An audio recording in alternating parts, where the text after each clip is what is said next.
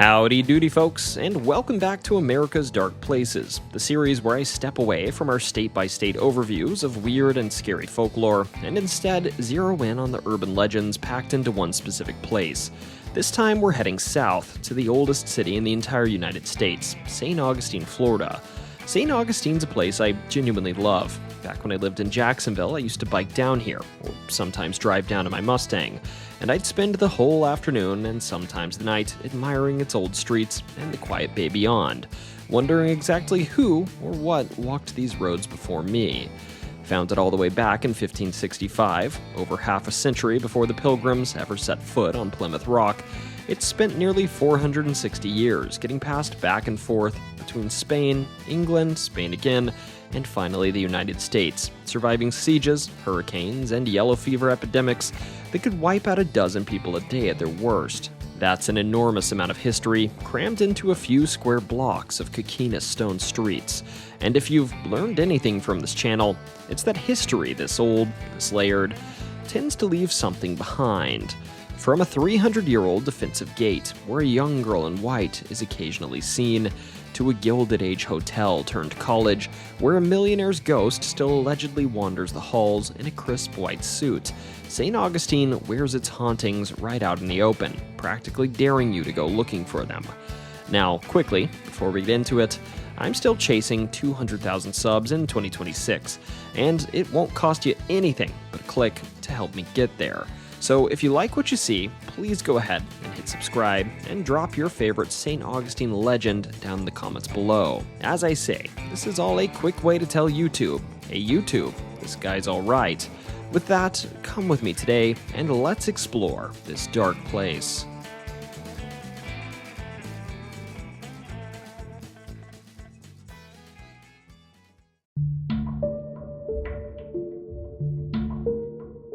Of all of the men associated with St. Augustine, historically speaking, Henry Flagler may very well sit at the top. By the late 1880s, Flagler, the co-founder of Standard Oil, was deep in his second career, reinventing Florida's East Coast into a winter luxury resort for the wealthy. And here, in St. Augustine, he'd already built the Hotel Ponce de Leon, a luxury property that he thought would earn this city its place on the map for the Gilded Age tourists. There was one little problem with his resort, though. For modern readers, I should note this. The Hotel Ponce de Leon in modern day it's literally just Flagler College. It's gorgeous, and this campus, if you've ever been there, it consists of some of the most beautiful architecture I've ever personally laid my eyes upon. This, you see, it didn't mesh well with the fact that right next door to this place, where Flagler hoped to attract tourists, was the county jail, meaning that Flagler's guests, sipping their coffee on manicured verandas, would likely catch sight of St. Johns County's criminal population going about its business as well. It's something that didn't quite vibe with the image of a genteel ancient city that Flagler was trying to sell. Thus, Flagler did what rich men did in the 1800s. He wrote a $10,000 check to the city. For this sum, it turned out the county was more than happy to just up and move the jail to a more discreet location in the city and to dress it up so it didn't even scream jail to the city's wealthy tourists. Thus, the jail would be plucked from its previous location near downtown on Cordova Street and relocated several blocks to the north at modern-day 167 San Marco Avenue, being constructed in 1891 by the P.J. Pauley Jail Building and Manufacturing Company of St. Louis, the same company that, funny enough, built Alcatraz a few decades later. Here, what Pauley's team put up was almost theatrically deceptive. They built a 2.5-story building in the Romanesque Revival style, with Queen Anne Victorian flourishes, designed specifically to look like a gorgeous private home rather than a jail. The only real tell, if you looked closely enough as you walked past, was the ironwork on the windows. Flagler had gotten exactly what he paid for, a jail that wouldn't spoil the view. Behind this architecture, though, this building was a severe correctional facility. From its opening in 1891 until its close in 1953, it held up to 84 people, 72 men and 12 women, and the sheriff and his own family lived in an adjoining wing, sharing hallways and quite literally a home with those locked up next door. And here, conditions were rough even by contemporary standards. There was no plumbing until 1914. Cells held 4 inmates at a time, with barred windows and no glass, meaning critters were abundant in the cells. Further, no plumbing means no toilet, which means you get 1 bucket per cell with 4 dudes. Have fun with that. And from my reading, the food they ate here was so bad and scarce that records suggest prisoners who were given outdoor labor duties, such as swamp cleaning, timber cutting, or road building, often supplemented their diet with, well, whatever they could catch. Also, if you got sick here, the story goes that the doctor was nowhere to be found, and he only showed up to proclaim those hanged here dead. And as for how often that doctor showed up, the story goes it was about 8 times, with 8 recorded instances of hanging on the wooden gallows in the jail's east yard, a feature that the jail's death row cell was intentionally positioned to face. As for notable prisoners, well, the list is a little bit eclectic. There are a few baddies that walked these halls. Take Sim Jackson, for instance, who nearly chopped off his wife's head with a straight razor, and then Charlie Powell, who beheaded a dude for insulting his wife. Interesting mix there. Further, perhaps the best known visitor here is, funny enough, the man who commissioned the prison, Flagler himself, who once spent a night here in this jail for public intoxication. And as for who operated this place, the bulk of its life, it was run by one Sheriff Joe Perry, sometimes recorded as C.J. Perry, because century-old rural Floridian paperwork is not exactly reliable. This man is known to have been 6'5" or 6'6", nearly 300 pounds, and by every metric, an intimidating hands-on jailer who personally oversaw arrests, discipline, and on a few occasions, executions. It's said that Perry used to walk the cell block halls with a rope slung over his shoulder, a reminder to the inmates of what might be in store for them. There were other sheriffs too, Silas E. Davis, who managed St. Augustine's growing tourist economy, Elmer Boyce, who jailed moonshiners here during Prohibition, something the locals actually sort of hated him for, and Lawrence Davis, who actually oversaw this prison's 1953 closure. Either way, Perry is the jailer best remembered today. As noted, though, this jail shut down in 1953 as a function of its poor conditions, sending its operations elsewhere, and about a year later, in 1954, one Henry McDaniel would open the jail as a historical attraction, inviting folks to tour the prison's old cells and gallows, and today it serves a similar purpose, having been renovated a number of times and earning a spot on the National Register of Historic Places. And this, understandably, is where most of what people actually talk about regarding this jail starts. Visitors and staff at this old jail, for starters, describe very run-of-the-mill hauntings, cold spots in the summer, which admittedly must feel nice, a hand resting on the shoulder, the sensation of fingers tugging at your hair in dark corners of the jail, after which many feel compelled to say, "Yes, Daddy." Okay, maybe they don't say "Yes, Daddy," but hey, if you want to, you can. Anyhow, beyond this, there are more specific hauntings too. For instance, in the old maximum security block and solitary confinement cells, visitors report wailing and moaning noises, which I'm trying not to make another dirty joke about. And in one of the former women's cells, there's a recurring report that cackling can be heard. Further, in the old sheriff's quarters, while nobody can say who this was in life, the sound of a young girl's voice can frequently be heard speaking to guests and EVPs, and to match this small voice, many claim to hear the soft pitter-patter of footsteps that cease the moment you stop walking. Of course, the most common specific apparition you see in this jail is that of old Sheriff Perry. Perry, it's said, is often observed from a distance in these old halls as a tall, broad outline of a man near the old sheriff's office, or at the top of the maximum security stairwell, and he's often seen as he was in life, with a rope slung over his shoulder. Some have even claimed, after seeing him, to experience the sensation of a sling of rope brushing or dragging against them in the dark, as if the old sheriff is warning them that even though he's been dead for 70 years, he still keeps order over the prisoners that linger here. There's something almost circular about this place. Flagler commissioned this jail to be invisible, dressed up as something pleasant, so his hotel guests wouldn't have to think too hard about what was happening not so far away. And lo and behold, today, people pay for tickets, specifically to think about it, and to see the cells and gallows that once held prisoners here, and to wonder, if the man who used to run this place is still standing watch over it. The St. Francis Inn, just a couple of thousand feet from St. Augustine's core and a few doors down from the town's oldest house, carries quite the haunted reputation as well. However, unlike the old jail, to understand this reputation, you have to go further back in time, to a period in history that most never learn about in school, Florida's Second Spanish period. Most folks likely know that Spain held Florida from the founding of St. Augustine by Spanish Admiral Pedro Menéndez de Avilés on September 8th of 1565, 42 years prior to the English settlement of Jamestown until 1763, when it ceded this colony to Florida as part of the settlement to end the 7 Years' War. That said, what often slips through the cracks here is the fact that the British actually only held Florida at this point for 20 years, handing it back to Spain in 1784, as part of the treaty ending the American Revolution, the Treaty of Paris. Again, Spain's role in the American Revolution is often overshadowed by France's, but Spain did fight alongside the 13 colonies, actually capturing British strongholds like Baton Rouge, Mobile, and Pensacola.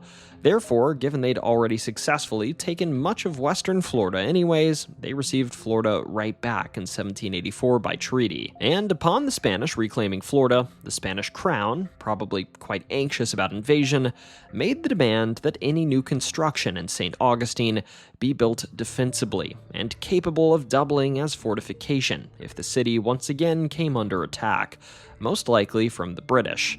It's with this backdrop that in 1791, a Spanish military officer named Sergeant Gaspar Garcia received a land grant from the King of Spain, and he would build this home according to the king's wishes.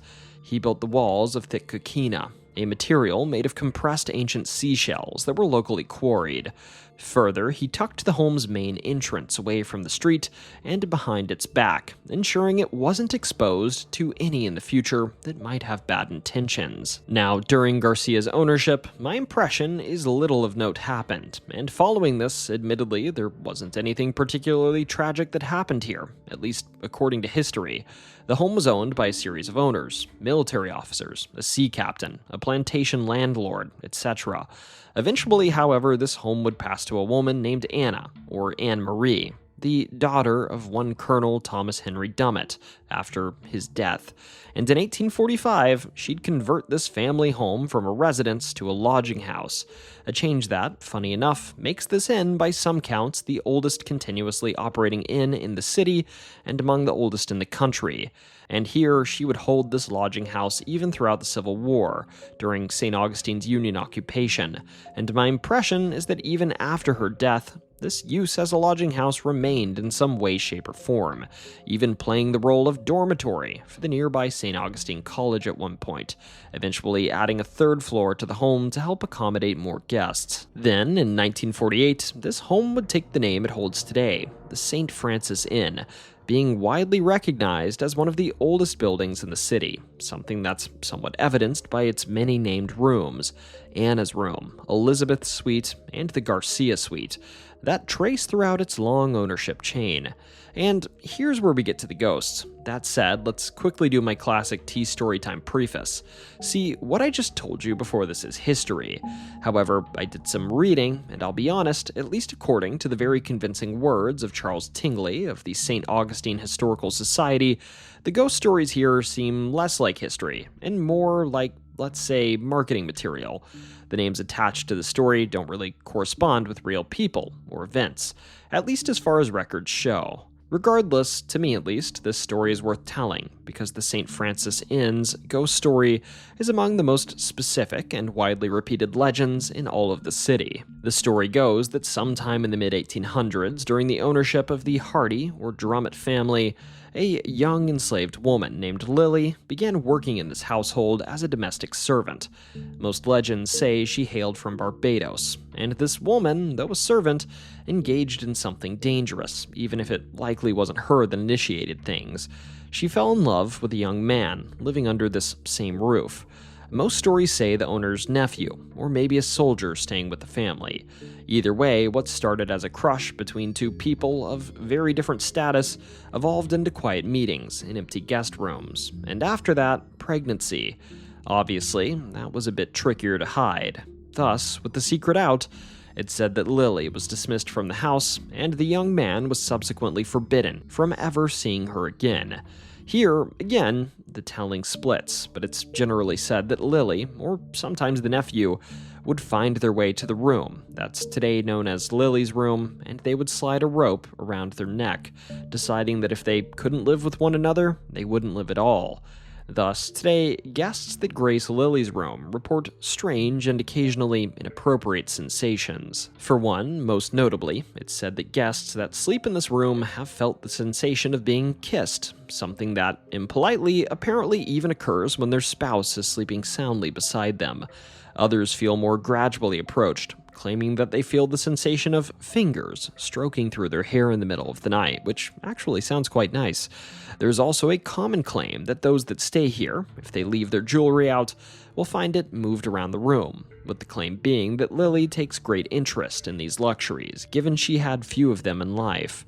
This, strangely enough, has been tested by a number of paranormal investigating entities, groups that bring lipstick with them, leaving it in their pockets on purpose, and without fail, claim that it ends up on a shelf or in a drawer somewhere in the room. Now, given my personal track record, I'd sadly be willing to bet about any sum of money, probably millions if I had it, that if I brought lipstick in my pocket or my man purse, it would absolutely stay in my pocket or man purse. But hey, this is what folks say. Who knows, maybe I should sponsor a paranormal whose lipstick will go missing first Mr. Beast challenge or something in this room. Moving on from Lily's very touchy antics though, there are other reports too in the inn's long log of paranormal incidents, which, yes, the inn does keep records of paranormal phenomena, which I find pretty cool.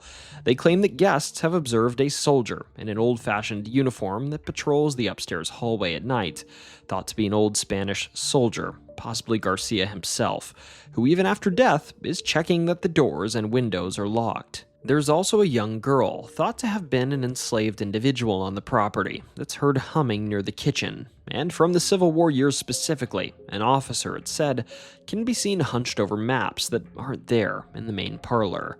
Elsewhere, guests report locked doors found standing open, radios that switch stations without assistance, coffee makers turning on in the middle of the night, flickering lights, and at least in one incident, a male guest who woke to find himself somehow wedged underneath his own bed, with no memory of how he'd gotten there, which almost sounds like the plot of The Hangover, but with a paranormal twist. But I digress. Anyhow, for me, next time I'm in St. Augustine, I plan to visit this place with a renewed interest, given how cool its history is. And to be frank, even for someone that's paranormal positive but skeptical like me, 230-something years is old, and given its track record as everything from a Spanish land grant to a college dormitory, it's hard to think of a better candidate than this one if you're looking to run into a ghost. Along Cordova Street in St. Augustine, on a street where you're probably expecting horse-drawn carriages and trolley tours as much as ghosts, there's a Mediterranean Revival-style building on the corner that, at least at first, you'll probably just clock as another run-of-the-mill bed and breakfast. However, this Casa de Buenos, translated to House of Dreams, has a long history, much of which was spent as something far less restful than a place where tourists now spend the night. In actuality, this property dates back to St. Augustine's heyday, and it's connected to the Colley family, a name you might recognize from elsewhere in the city. As a bit of history, this Colley family, often known for George Colley, was a family that ran horse-drawn carriage tours in the late 1800s around the historic district, much like those offered today, and by the early 1900s, the Colley family lived in this home. This home was, to be clear, not built by the Colleys. It was actually first a rental property, built by Henry Flagler, of course, and by his Model Land Company. However, the Colley family is thought to be the first to use it as a personal residence while they operated their carriage tour company. In terms of timeline, though, this home is from an era in which Henry Flagler orchestrated the St. Augustine tourism boom, the same wave of development that gave us the Ponce de Leon, the old jail, and more. Following this, when Carcassonne Caba family actually took ownership of the home, and they're actually responsible for many of the renovations performed, expanding the property and essentially creating the building you recognize today, with archways and Palladian windows making the structure feel less modest. However, boring history aside, the fun history begins in the mid-1900s, when this property once again changed hands and purpose, becoming that of the Garcia family, who took what was a residential home and turned it into a funeral business for over 2 decades before it became the bed and breakfast it is in modern day. That's right, while today the home serves guests breakfast and holds evening wine socials, it was once a place where the dead were laid out, embalmed, and shown for viewing. While its windows hold flower arrangements today, they used to hold custom caskets, and the front yard, which now occasionally hosts wedding photos, was legitimately full of headstones for sale. Further, the property's rear lot is where embalming took place. Of course, this funeral home eventually closed down, and in the late 90s, a woman named Kathleen Hurley decided she'd trade the noise of New York City for St. Augustine's quieter streets, and she actually bought this property to convert it to a B&B. And perhaps there was something fateful about this, because strange as it may be, the very day Hurley signed the paperwork to take this building over, the old owner and mortician, William McGrath, passed away. Now, Hurley, by her account, was skeptical of ghosts when she took ownership, but this skepticism was short-lived. See, within her first week here, she claims she heard footsteps, creaks, and tapping sounds that she couldn't pin to anything common like plumbing or the foundation settling. Further, foundations settling typically don't result in items going missing in your home. Hurley, though, didn't try to hide this from her would-be guests. Rather, today you'll find that Casa de Buenos has practically built its haunting into its brand, promising, I quote, more ghosts than most places offer, and breakfasts where guests apparently commonly compare notes on what they experienced the night before. As for the most specific haunting here, it's actually quite interesting. Guests and staff alike have taken to referring to the presence here as Randolph, though according to ghost hunters, this Randolph is actually multiple people referred to with a single catch-all name. Randolph's signature behavior, for lack of a better word, is watching. Guests, they say, describe that they commonly feel observed, even if they can't place why. Further, in the corner of your room or the hallway, you might be liable to occasionally observe a shadowy, smoke-like figure, hovering around or disappearing around a corner, one that's prone to vanish through walls, make noises like tapping or footsteps, and apparently budge your luggage a few feet across the room on its wheels overnight. The shadowy figures, in particular, are most frequently reported clustering near that rear parking lot, the spot that, again, was the funeral home's actual embalming area. And finally, as for who this Randolph is comprised of, well, the names aren't ever specific, but the prevailing opinion by medium types is that Randolph is the collective memory of many of the funeral home's old clientele. You know, the unlucky few who paid for services here but didn't live to experience them. Others, however, wonder if because this stretch of Cordova Street is extremely old, with residents dating back to the Spanish colonial era, if maybe some of the ghosts that linger in this home predate the home itself. Regardless, this home is certainly an interesting business model. It's not often you find a place that charges guests for the privilege of sleeping in a place that goes bump in the night. That said, I guess based on the fact that this video exists in St. Augustine, this is the status quo. And perhaps it's just that Casa de Buenos' openness might just make it the most honest B&B in St. Augustine about what it's actually selling. Now, maybe this is because I'm not a local, but of all the places in St. Augustine that I saw when I visited and thought, oh yeah, this place is friggin' haunted, it was Castillo de San Marcos. I know. The lore stands firmly in the corner of the lighthouse being a far more haunted place, but at least for me, there's something scarier about an old military fort, especially given this fort, unlike many of those built in the US, has actually seen action, and held a number of prisoners in its dungeons that, with the power of hindsight, definitely shouldn't have been held prisoner there.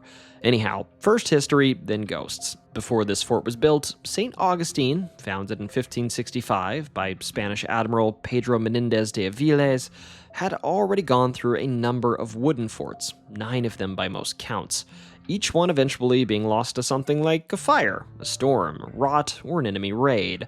And I guess 9 was the magic number, because in 1668, when English privateer Robert Searles sacked the town and once again damaged the existing wooden fortification, Spain's governor at the time pushed for something more permanent, something that his replacement would carry forward, arriving in 1671 with Spanish military engineer Ignacio Daza and master of construction Lorenzo de Lajones. Anyhow, ground broke on this fort on October 2nd of 1672, and what they built this fort with is a huge part of this story. Coquina, something we talked about a bit earlier. Coquina, again, is a sedimentary shellstone, unique only to a couple of places on Earth, and in this case it was quarried right across the bay on Anastasia Island, and subsequently it was ferried over by the ton. And my favorite part about this is they genuinely had no clue how this would hold up to things that forts typically encountered, like cannon fire, because nobody had ever built a fort out of this before. Thus, because of this, the engineers just shrugged their shoulders and made sure the walls were absurdly thick, about 12 feet at their thinnest, and up to 19 feet facing the harbor. I don't want to give details about myself away or anything, but that's some bowl of oatmeal stuff. Go Spanish engineers. Further, some ghost tours mention at this point the whole thing where much of the labor that built this fort was forced labor that came in the form of Cuban convicts, enslaved black workers, English POWs, and conscripted native people, aka folks that didn't want to be here. So who knows, maybe that'll play into the ghost stories later. Construction of the fort dragged on for 23 years, largely due to poor funding, but the fort was eventually completed in 1695. And you remember how nobody knew if the Coquina would hold up to cannon fire? Well, they found out fast, because in 1702, Carolina Governor James Moore laid siege to St. Augustine, barraging the fort with cannon fire, which, instead of shattering the way brick or granite would, just absorbed the cannonballs and sort of let them sink into their porous edges, sort of like the way a knife sinks into cheese. Thus, despite the fact that the fort was besieged for 50 days, they never got through. Then, nearly 40 years later, General James Oglethorpe tried again with an even larger force and a 27-day bombardment, and the Coquina held that time too. In short, this fort turned out to be virtually cannonball-proof, and because of that, Spain never lost St. Augustine to a direct assault for as long as they held it. Thus, this fort would be held steadily by the Spanish and briefly by the British per the Treaty of Paris until 1821, when the United States formally acquired Florida, and American authorities renamed the fort Fort Marion to honor Revolutionary War hero Francis Marion, a name it would carry for well over a century. And I should be upfront, under this name, some dark and historically questionable things happened here, specifically during the Indian removal era. For one, in 1837, Seminole leaders Osceola and Coacuchi were lured to what they thought were peace talks, but what was actually a trap, and ended up arriving unarmed to a meeting where they'd be surrounded, captured, and then placed in this fort under terrible conditions with rampant sickness.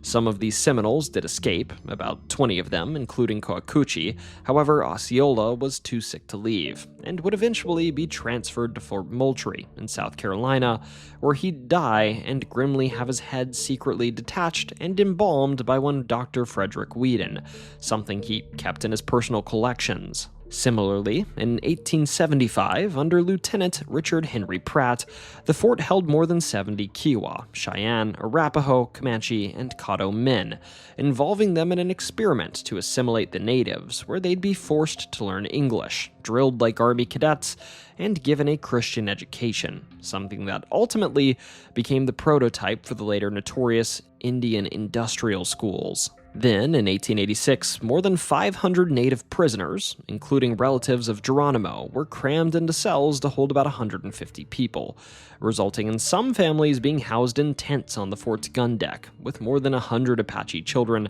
separated from their parents during this.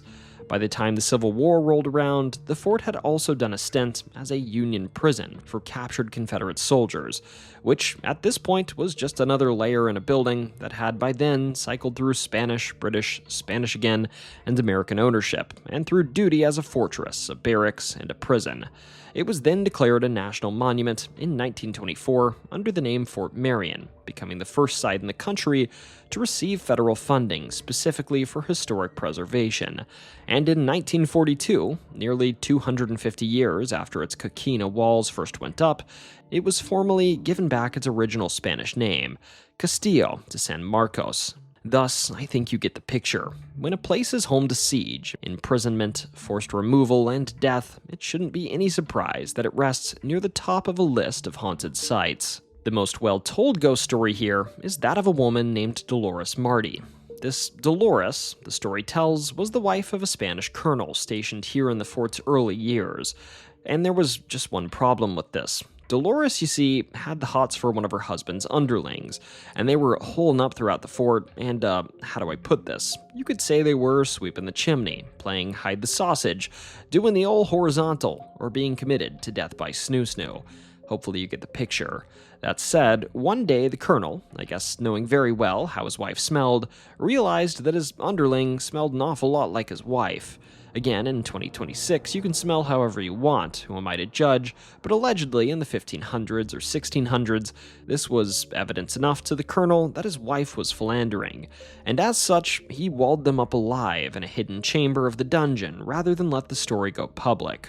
The story goes that decades later, commonly dated to 1833, an American officer studying the fort's architecture noticed a section of wall that sounded hollow.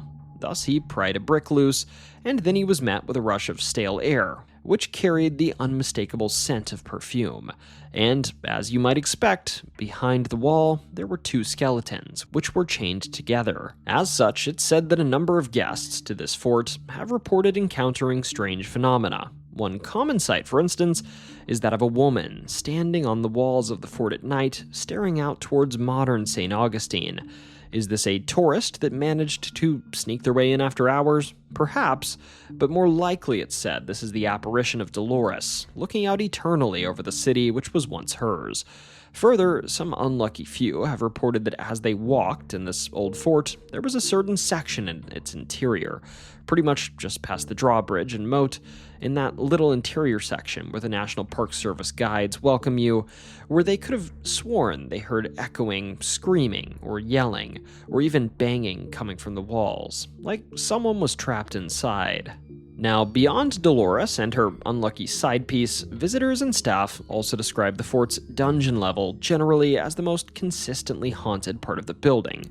Here, there's the typical ghostly, spooky stuff, persistent cold spots, a sense of being watched, and reports of moaning or disembodied voices that flow right through the coquina walls.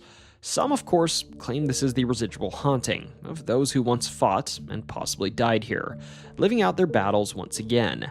Others, however, point out that there's a reason that you might hear echoing sounds in this building, one that's actually quite interesting, as I am personally quite the geek. See, this fort was built purposefully to carry sound well.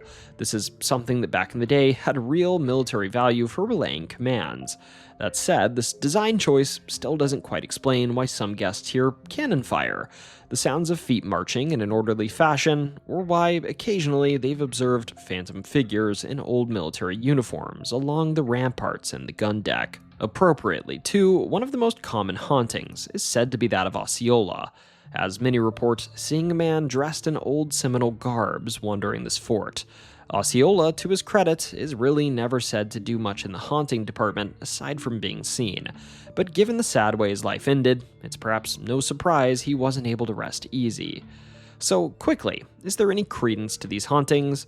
Well, maybe, but maybe not.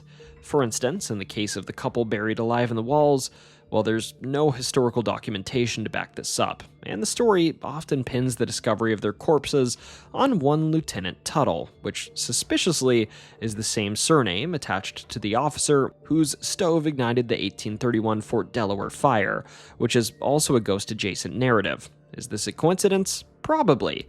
However, it does give me a bit of pause that two ghost stories from the same era share an unverifiable officer with the exact same name. There's also a story commonly told on ghost tour websites of, I quote, a lost company of Spanish soldiers who were allegedly sealed in a storage room during this fort's construction in 1784 and found decades later, still holding on to their weapons. However, as we know, construction here wrapped up nearly 90 years prior to this, which I'm pretty sure pegs this as an entirely fabricated story as well. Regardless, even if the specific ghost stories here aren't exactly verifiable, when you walk around this old fort, it's hard not to consider the atrocities that called this place home and the very real conflicts that took place here, and really did result in some loss of life. As such, I'm not surprised that there were a number of ghost stories here, ones that allegedly you very well may encounter, even from outside of the fort. Longville Street, which was originally named Hospital Street for the exact reason you'd guess, there's a low colonial-style building that looks like it's been treating patients for hundreds of years, which in a sense is true, even if the modern building is simply a 1960s reconstruction that just happens to sit on the old 18th century foundation.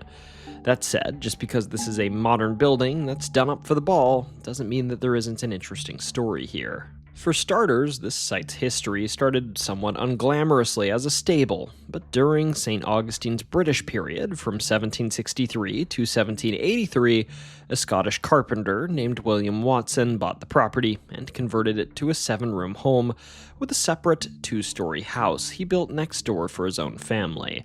Then, upon the Spanish regaining Florida in 1783, he obviously had to leave, so the property went to a local priest, and then to the Spanish government in 1791, when it would be converted to its most well-known role as a military hospital dedicated to Our Lady of Guadalupe. As a hospital, this structure consisted of 3 linked buildings: a west building, an east building, and Watson's old house, which became the hospital's apothecary. This was a complex that treated soldiers exclusively.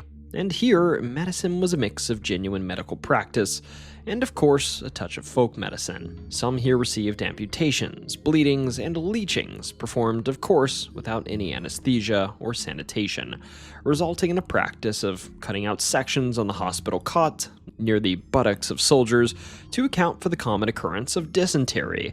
That said, some herbal and preventative care methods were also adopted from Africa and the Caribbean. And as for how this hospital went away, it wasn't a single event like it's often stated in ghost tours.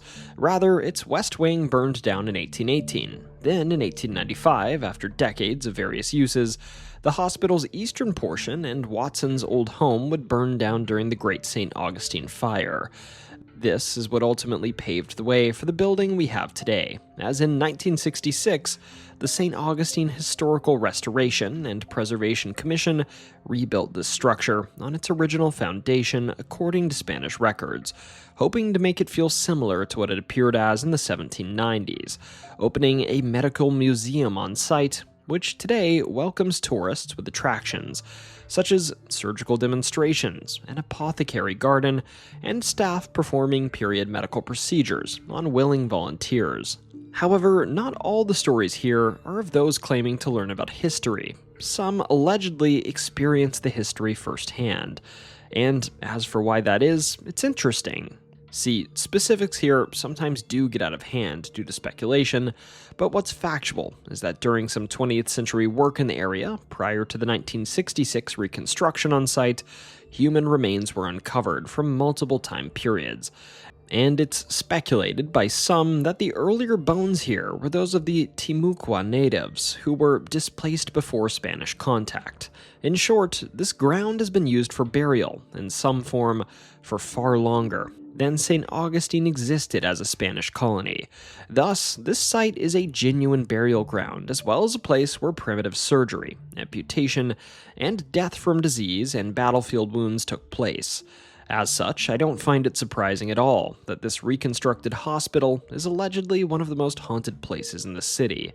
As for where in this place is haunted, well, the museum's mourning room, the space where dying patients were historically moved to so a priest could administer last rites before death, comes up time and time again in visitor and staff accounts as the most active spot in the building. Right here, there are reports of crying, moaning, and murmured conversation with no visible source, along with a bed in the room that some claim has occasionally shown a human-shaped impression on its sheets, like someone's lying on it, someone you just can't see.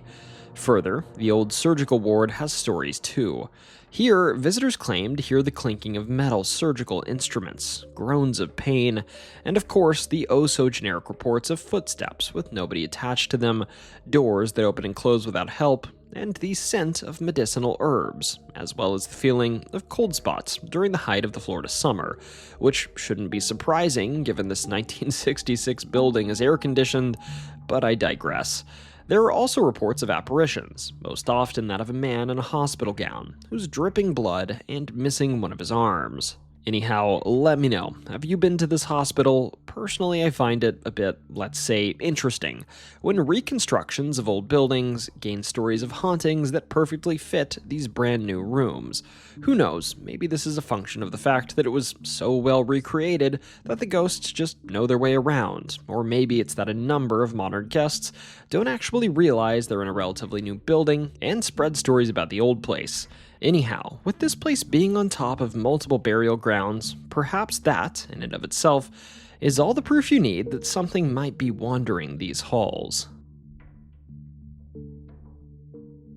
Just across from the city gate, and basically across the street from the moat of the Castillo de San Marcos, sits a small tree-shaded cemetery that's barely half an acre in size. It's easy to walk past it without paying much attention, or I suppose bike past in my case, and I wouldn't blame you for skipping it, as most of the time it's locked up anyways.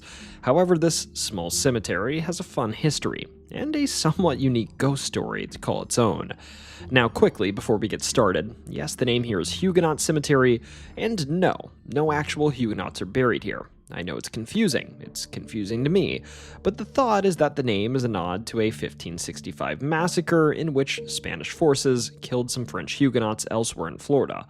Regardless, for some reason, despite knowing this at the time, in the 1950s, some cedar trees were planted here in honor of said Huguenot colonists. Why celebrate history when you can just confuse folks instead? Regardless, this place is interesting in other ways. For one, back when the Spanish owned St. Augustine, this burial plot was a potter's field, a place to bury criminals or really anyone that wasn't Catholic, with the Catholics being buried in Uguenot Cemetery about 500 feet away, because per Spanish custom, if you weren't Catholic, you didn't deserve a memory.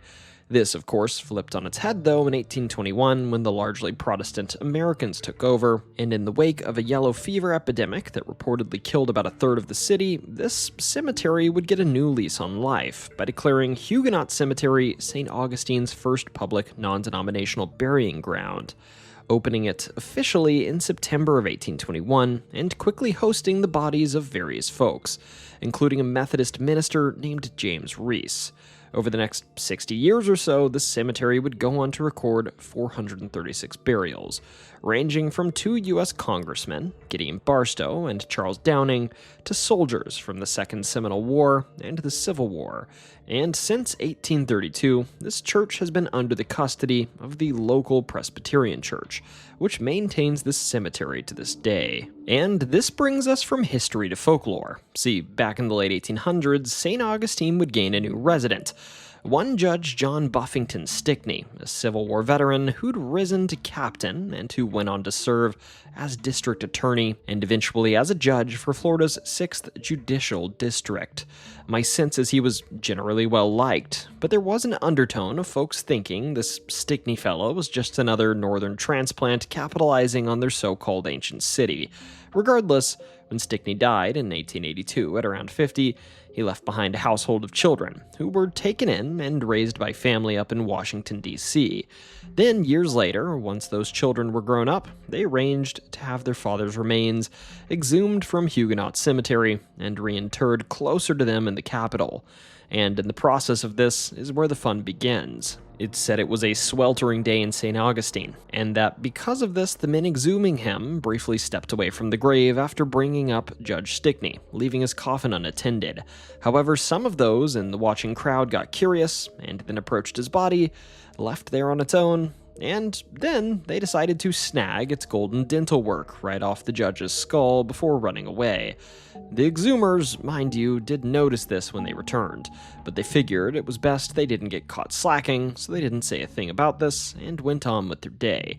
And I suppose Judge Stickney didn't appreciate this, because today the legend goes that dozens of visitors to this cemetery at night have witnessed a tall, dark figure, dressed in a dark formal 1880s outfit, wearing a black top hat, standing near the side of Stickney's old grave, or sometimes moving between the cemetery's trees, allegedly searching for what was taken from him all those years ago. I guess the man liked his golden teeth. Further, there's a second recurring presence as well, and I'm sorry to disappoint you, but you can already guess what it is. Again, say it with me, kids. A woman in white. That's right, we almost made it a whole video again without a woman in white, but we got skunked.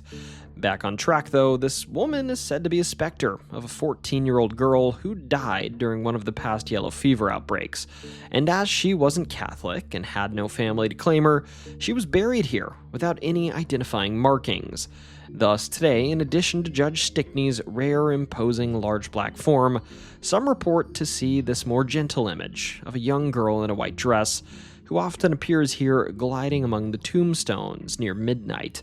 This ghost is sometimes referred to as Elizabeth, but it is worth noting that this name seems to be the invention of ghost tour tradition rather than being tied to any records. Anyhow, this cemetery is small and quite easy to miss, but in my eyes, its interesting history that tells a story of St. Augustine's transition earns it a quick look and a bit of reflection if you plan to look for ghosts in the midnight streets of St. Augustine yourself. Anastasia Island's black and white spiral tower is one of the most photographed landmarks in St. Augustine, and allegedly one of the most haunted places in the country. Now, to be clear, I'm not usually one to buy into haunted places actually being haunted. I usually come for the history and stay for the folklore rather than actually believing it. That said, assuming Nexpo and Nick Crowley weren't falsifying evidence when they spent the night here, this place may very well have something dwelling in it, because the footage they caught was downright spooky stuff. Seriously, if you're into ghost hunting, after you like and subscribe on this channel, you should totally go watch their video on the St. Augustine Lighthouse. Now, as for history, lighthouses here, like at this location, date back to the Spanish period, with the first structure here being better described as a wooden watchtower than a lighthouse, and there were two that sat on the north and south ends of Anastasia Island. This is actually documented on a 1589 map by Italian cartographer Giovanni Battista Bosio, who made this to illustrate Sir Francis Drake's raid on the city 3 years earlier. That said, by 1737, the Spaniards thought it smart to replace this with something sturdier, building a 30-foot coquina and wood watchtower, which, I kid you not, was staffed by a lookout, who, in a time of crisis, would row a canoe into town to warn of ships coming. I guess they didn't have a telephone or anything back then, but you'd think he might have just lit a lantern or something. Regardless, by the time Britain took control of Florida in 1763, contemporary ship's logs were referring to this structure as a lighthouse outright, and the British added a wooden lantern structure on top to make the point more literal. And again, when Spain regained Florida 20 years later, they tore the British addition down and rebuilt it again in Coquina once more. Upon Florida's adoption as a U.S. territory in 1823, Congress would ultimately appropriate $5,000 to retrofit this lighthouse, making it Florida's first official lighthouse in May of 1824, and making one Juan Andrew the very first keeper. Juan was a Menorcan immigrant and descendant of indentured servants in the 1760s, and his family would go on to shepherd this lighthouse for roughly the next century, though they wouldn't do so without some tragedy. For example, Joseph Andrew, cousin to Juan and the lighthouse's fourth keeper, in December of 1859, while washing the tower, would have his rigging give way, falling 60 feet to his death, after which his widow, Maria Mestre de los Dolores Andrew, would be appointed keeper in his place, making her the first woman of any background to command a federal shore installation in the history of the U.S. Coast Guard, a role she'd hold even throughout the Civil War, when Confederate sympathizers demanded she remove the lens from the lighthouse and bury it to deny light to Union ships. By 1870, this old Coquina Tower was in rough sorts due to beach erosion and the shifting coastline, and there was no way it could be restored or extended. Thus, in 1871, a new tower would be built, set further inland and on higher ground. This structure, at 165 feet tall and wrapped in black and white spiral stripes with a lens capable of casting light about 20 miles out to sea, is the structure that stands today. The old tower lasted just long enough to see this new tower lit before it collapsed into the sea in 1880, with ruins that even today sit submerged just off the coast. During this new tower's construction, though, the modern lighthouse's best-known tragedy occurred, and it's one of those rare cases where ghost tours and museums pretty much fully agree. As the story goes, one Hezekiah Pitti, the construction superintendent, had relocated his family from Maine to live on site here while overseeing this project, and his children, Mary Adelaide, Eliza, Edward, and 4-year-old Carrie, treated the active job site as their personal playground, including regularly riding a supply railway cart down an incline to the water and back up again, essentially using it as a homemade roller coaster. I think you can see where this might go wrong. Thus, on July 10th of 1873, Mary Eliza and Carrie rode this cart down to the water as usual, with an unnamed black girl too, a 10-year-old, who was likely the daughter of a construction worker. And this time, the wooden stopboard meant to keep the cart from running off the end of the rail wasn't in place. Thus, the cart flipped into the water, and all 4 girls were trapped underneath it. Now, a young black worker named Dan Sessions saw this, and through sheer strength, he did manage to pry the cart off of the girls, but by this time, 3 of the 4 had already drowned, with only Carrie, the youngest, surviving. This, of course, caused construction to cease for a while, and the Pitti family returned to Maine to bury their daughters. Given this story, it's not exactly surprising that the Pitti girls, because of this, have become the lighthouse's signature haunting. Today, visitors and staff here alike report that they've heard the sound of children's laughter and giggling echoing throughout the tower and around the grounds. Further, and I'm not sure how you can possibly interpret this sense, but many who visit this place at night claim they feel like, as they walk up the spiral staircase, that they're being invited into a twisted game of hide and seek. Fittingly, today, the museum runs its own Dark of the Moon ghost tours that are largely structured around this sad history of the Pitti girls. Joseph Andrew is the lighthouse's other consistently reported haunting. Joseph typically manifests as a shadowy apparition who lingers near the top of the tower, sometimes peering down towards modern guests over the interior railing. His tells, in addition to being a scary shadow man, is the sound of heavy boots landing on metal stairs, which many interpret as him making the rounds that cost him his life in 1859. Beyond the Pitti girls and Andrew, there are of course many more run-of-the-mill phenomena too. Unlocked doors found without triggering alarms, cold spots on the tower stairs, unexplained footsteps, and at the keeper's house, occasional reports connected to Maria Andrew herself, the apparition of a woman in a period dress said to still be tending to a garden or hanging laundry near the home where she spent years raising a family and running the lighthouse alone after her husband's death. The Casablanca Inn, sitting on Avenida Menendez, is hard to miss. It's gorgeous, built in a Mediterranean revival style, and it has a widow's walk, which is extremely important to this story. Further, I heard around Christmas time it's known to be absolutely plastered with lights. Anyhow, this structure, which looks directly across the Matanzas Bay towards the lighthouse on Anastasia Island, has a very fun history, and the kind of ghost story that keeps you coming back for more. So, honesty up front. From what I can tell, the history here is a bit of a hot mess. It was allegedly built by one Mr. Butler in 1914, of which no first name survives. Some surmise this may have been Frank B. Butler, a St. Augustine entrepreneur from the time, but nobody really knows if these two are related in any way.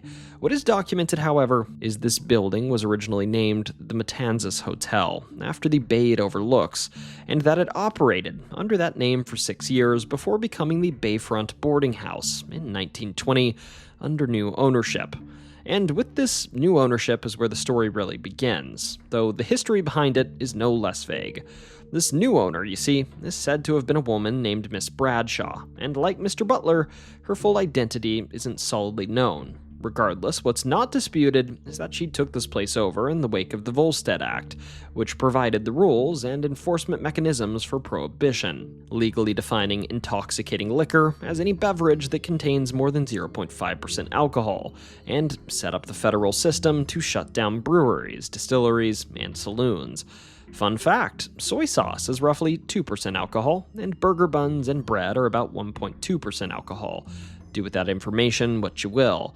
Anyhow, despite the strange and arbitrary new culinary laws that graced the USA's shores, this Miss Bradshaw was an enterprising individual, and well aware that St. Augustine's waterfront position made it an ideal entry point for rum smuggled up from Cuba. Now, first, regarding Miss Bradshaw's boarding house. This lodging was considered quite respectable. It was known for clean rooms, excellent food, and a steady clientele of upstanding people. However, by the mid-1920s, she was also in financial trouble, and her solution, of course, was this aforementioned smuggled rum. As such, the story goes, she struck an arrangement with Cuban rum runners. These rum runners were essentially welcome to stay at her boarding house for no cost, and in exchange, they'd quietly sell rum to guests, with her gaining business and a cut of sales in return. Miss Bradshaw, funny enough, was working both sides of this operation too, and history says that her bayfront boarding house was also a favored spot for the federal G-men who were actively hunting bootleggers. Now, when these agents were in town, she kept her operation tidy and quiet. No rum, quiet patrons, no bootleggers. That said, when the coast was clear, she'd climb up to that aforementioned widow walk on top of her roof, and she'd start swinging a lantern back and forth, her signal to the smugglers offshore that it was safe to bring in their cargo. The story goes, as an innkeeper, from time to time she attracted a bit of attention from federal agents, but by every account, she was never caught or charged, and her operation actually outlasted Prohibition, at which point the building kept operating as a hotel, eventually taking the name it holds today, the Casablanca Inn. And that brings us back to modern-day St. Augustine, where these days you'll find a certain story attributed to this inn, one hosted everywhere from ghost tour websites to the website of the Casablanca Inn itself. The legend goes that boats passing through the Matanzas Bay at night, as well as guests and passersby on land, have long reported observing something a bit interesting. A lantern swinging back and forth from the roof of the inn with no clear explanation for who or what is holding it. The culprit, they say, is of course Miss Bradshaw, or as she's better known, the lady with the lantern. Admittedly, there are also some less prominent phenomena inside of the inn too, for instance, cold spots, a quick glimpse of a woman in period clothing walking down the hallways, or occasionally phasing through a bedroom door, or sometimes this same woman is seen looking out a window towards the Matanzas Bay, still keeping watch over the harbor that stopped needing watching from her nearly a century ago. The Gonzalez Alvarez House of St. Augustine is the oldest surviving Spanish colonial property in all of Florida, at least allegedly. And while at one point there were earlier homes in St. Augustine, they all burnt down during English raids. Therefore, while its title of oldest house is debated by many, it's no surprise that given that moniker stuck, there might be a few spooksters attached to this residence by tourists. For starters, though, this lot on St. Francis Street has housed structures since the 1600s, with this particular building made of coquina dwelling here since 1723. The name Gonzalez Alvarez House comes from Thomas Gonzalez y Hernandez, an artilleryman stationed in the Presidio, who's the earliest documented owner of the rebuilt house. And after his ownership, post-British rule, the home was adopted by English Major Joseph Pevet, who bought the property in 1775 and upgraded it substantially. And after this, I wish I could tell you there was some grand purpose served by this home, but in reality it just sort of had a random string of owners, a Civil War Union general named Martin D. Hardin, and then a dentist who started calling this the oldest house and charging tourists to start looking at it in 1884. And I suppose his marketing worked, because in 1918 the St. Augustine Historical Society bought the house and started running it as a museum. Ghost-wise, this oldest home is fairly restrained by St. Augustine standards. Most often, visitors and staff report a shadowy male figure that wanders from room to room. Additionally, occasionally bright lights are seen floating in the hallways at night, and interestingly, dogs who have entered this building, I'm not sure if dogs are actually allowed in it though these days, have a habit of getting spooked in certain parts of the house for no apparent reason to us dumb humans. And next, we jump to another brief haunting, but a fun one nonetheless, because seriously, who doesn't want to get haunted while they have a good meal? Harry's Seafood Bar and Grill, as is appropriate for an old town, sits on a foundation that was poured in the 1880s, and on a property that's had homes of various purposes since the 1740s. Over the last century, it's served a number of purposes too, playing host to the Chart House, Catalina's Garden, and Puerto Verde, before settling into its current identity as Harry's Seafood Bar and Grill. And speaking of that name, Harry was no person. According to the story, the founding brothers wanted to open a Cajun restaurant after falling in love with the food in New Orleans, but they didn't have the startup cash. So they did what any reasonable person would do. They bet what they did have on a 50-1 long-shot racehorse named Harry, and lo and behold, Harry won.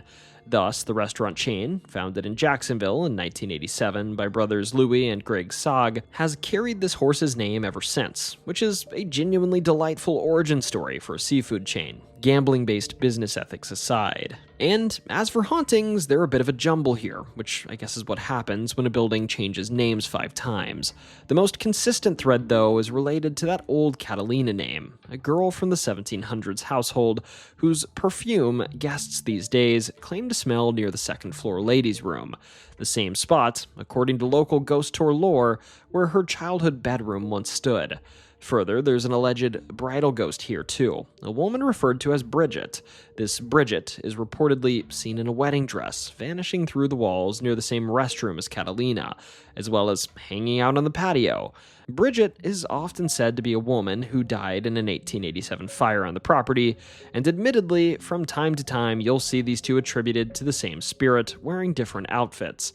Depends entirely on which tour guide you ask, and I'd bet most of them probably don't agree with each other either. At the north end of St. George Street, right where the pedestrian-only historic district begins, stand 2 old coquina pillars, all that survives today of what used to be a piece of military engineering, not just a decorative photo op for tourists snapping pictures on their way to buy a bunch of fudge. See, as we've been over, St. Augustine spent its first 100+ years under more or less constant threat of attack, and the 1702 siege I mentioned a bit ago, the one that torched the town and left the Gonzalez Alvarez house's predecessor in ashes, was the final straw that convinced the Spanish they needed a real perimeter defense, not just the stone fort by itself. So starting in the 1700s, colonists and the Spanish military built out an entire earthwork and timber defensive line called the Cubo Line, stretching across the width of the peninsula the city sits on, which was meant to funnel any land-based attacker into a controlled, defensible choke point. The Coquina Gate pillars that survive today date to the 1808 rebuild of this Cubo, by which point Spain was rebuilding these defenses for a city that had already survived multiple serious attempts to take it. And these defenses genuinely worked more than once. As noted, English General James Oglethorpe, founder of the Georgia colony, laid siege to St. Augustine in 1740 and simply could not break through it. Further, the walls saw their last real defensive use generations later, during the Second Seminole War in the 1830s and 40s, when Seminole raiding parties struck at farms and outposts around the city, but reportedly never advanced past the Cubo Line. By the time the gates you see today were finished in 1808, they represented more than a century of hard-won lessons about how to keep this particular city from burning down again. And now, on to the actual haunting. And here's where I want to slow down and separate 2 very different kinds of stories. The gate's flashiest modern ghost story involves a Spanish garrison captain, usually named Rafael Mendoza, I have to imagine unrelated to Fernando, who supposedly commanded the gate guard from 1720 until he died alongside his entire 12-man garrison during a yellow fever outbreak in 1728.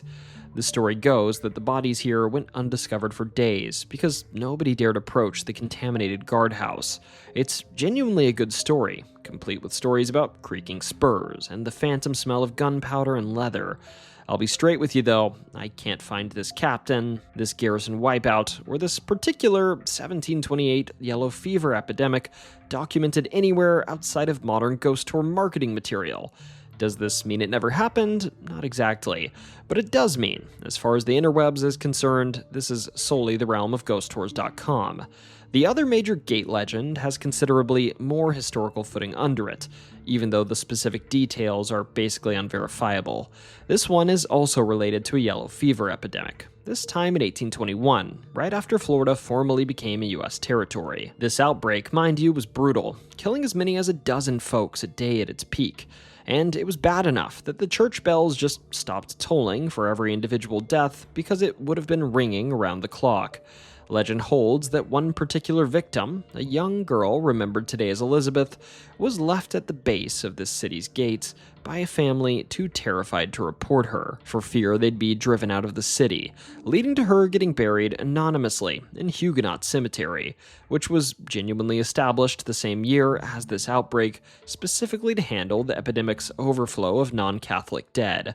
Because of this, today, people walking past the gate late at night occasionally report catching a glimpse of a young girl in a white dress, waving at passersby before vanishing. Also, yes, I'm pretty sure this is the exact same Elizabeth that also haunts Huguenot Cemetery, fittingly, so I guess she jumps between these two locations.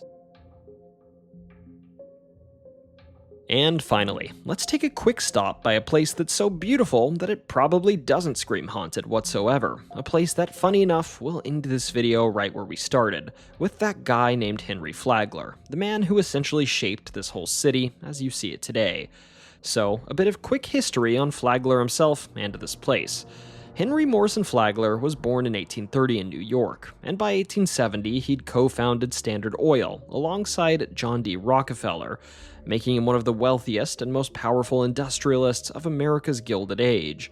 In 1883, in his early 50s, and already filthy, stinking rich, Flagler would take a trip to St. Augustine, and it would dawn on him that this place was amazing, but that there was practically no modern hotel or reliable transportation for wealthy northerners who might want to winter here.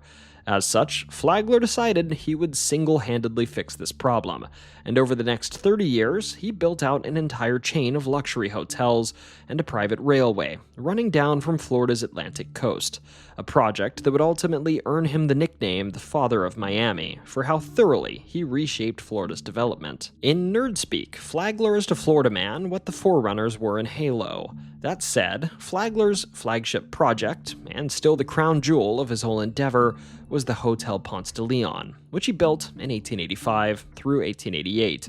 To build this, Flagler hired the architectural firm Carrera and Hastings, a then young and unproven firm, and they designed this hotel in an opulent Spanish Renaissance style, building it out of poured concrete and local coquina shell. Further, the whole hotel was wired by someone you might have heard of, Thomas Edison.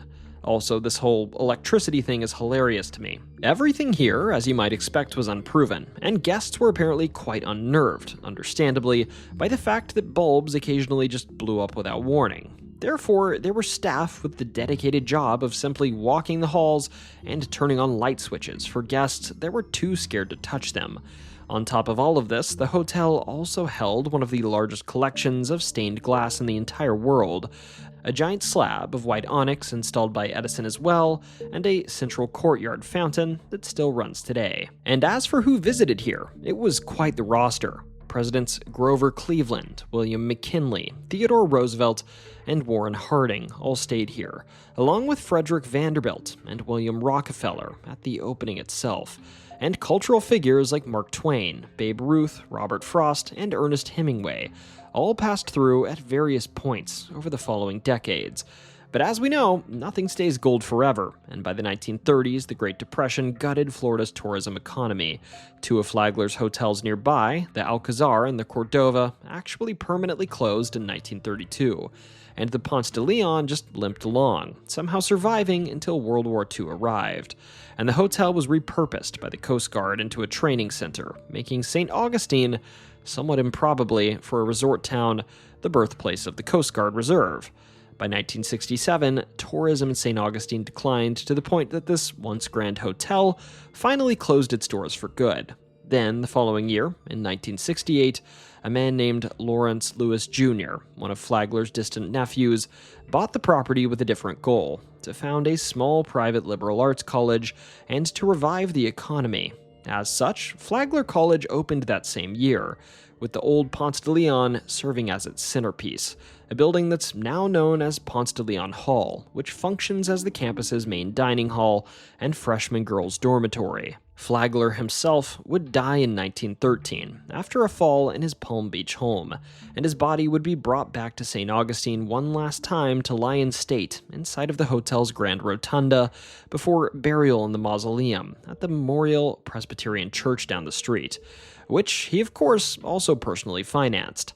And, as you might expect, this is where the ghost stories begin, because according to the legends passed down at the college for generations, when Flagler's coffin was finally carried out of that rotunda for the trip to the church, every single door in the surrounding hallway is said to have slammed itself shut simultaneously, only to swing back open once again once the body cleared the room. A second, slightly different version of this story instead claims that a pallbearer lost his grip during this walk and dropped the coffin onto the rotunda's ornate tile floor, cracking one specific tile in a way that left behind what looks like, if you squint hard enough I guess, a small portrait of Flagler's own face staring back at you. Whatever version you believe, students at Flagler today still go out of their way to point out that tile to one another, located near the western end of the rotunda, close to the gift shop entrance.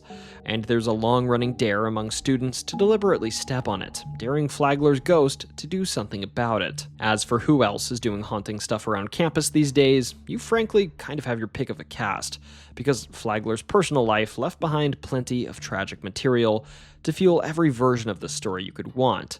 For one, there's Ida Alicia, Flagler's second wife and the daughter of a Confederate soldier.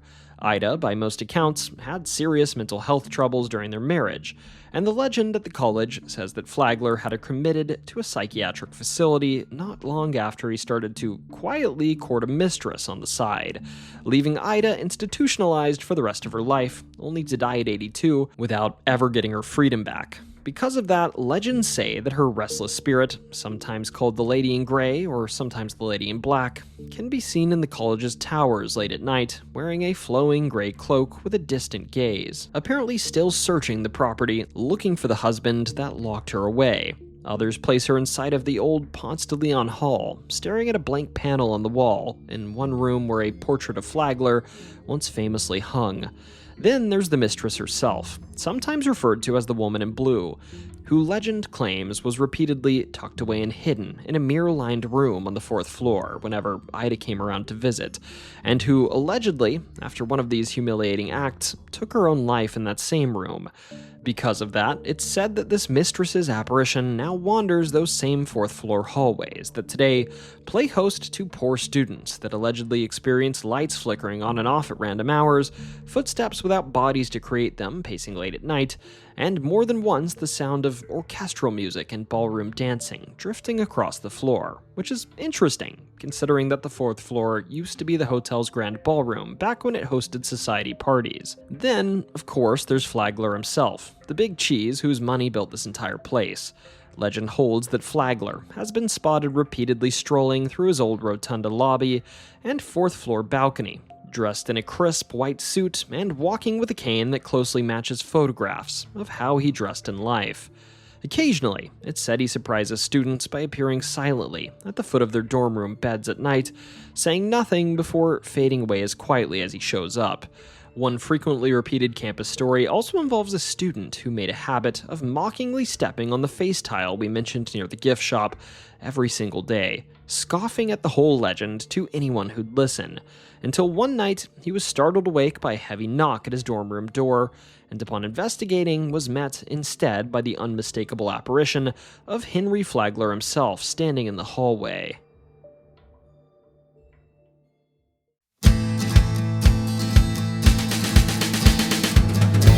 Folks, I hope you enjoyed this ghost tour of St. Augustine. It was awesome to circle back to this place and remember why I loved it as much as I did when I lived there. The history here is incredible, and it teaches you so much about early America, and frankly, the old cities in this part of the country are perhaps some of my favorites in the country. Anyhow, real quickly, if you liked this video, you can tell me and support me by liking this video, subscribing, and commenting what city I should make a ghost tour for next down below. It'll never cost you a dime, and it's a very quick way to tell YouTube. hey YouTube, this guy's alright. Otherwise, as for what's next, I'm finally back home, where I left my iPad, which I use to make drawings that I later sketch and include in the cryptid videos. So yes, I left my dang iPad, which I need to make videos at home because I'm a genius like that, be jealous. Anyhow, because of that, Texas's cryptids and Maine's cryptids are coming very soon, followed by what I think might be the longest video I've ever made, a comprehensive dive into the folklore of the Appalachian Trail, which I'm sure will get like 33 views because that's what happens on YouTube when you pour your heart into something. I'm only half joking, I swear. Anyhow, without further ado, whether you just walked down Avenida Mendez and in the corner of your eye you saw a flickering light dancing on the roof of the Casablanca Inn, or if you felt touched in the St. Augustine Lighthouse, only to hear a child's voice act if you wanted to play with them, don't you ever forget, it's always story time.